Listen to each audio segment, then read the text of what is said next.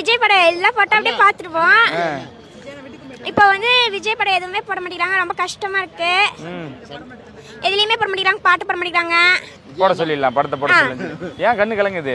மாங்காய் கசக்குது. விஜய் படமே போட மாட்டேங்கிறாங்க. அதனாலயா? அதனால அழுகுறீங்களா? ஏன் விஜய் படமே போட மாட்டேங்கிறாங்க, வீணா போன படமா போடுறாங்க. அதுக்கு ஏன் அழுறீங்க?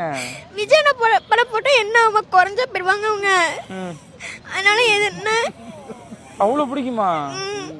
ஏன் அவ்வளவு பிடிக்கும்? நாங்க விஜய் வீட்டுக்குலாம் போயிட்டு வந்தோம்.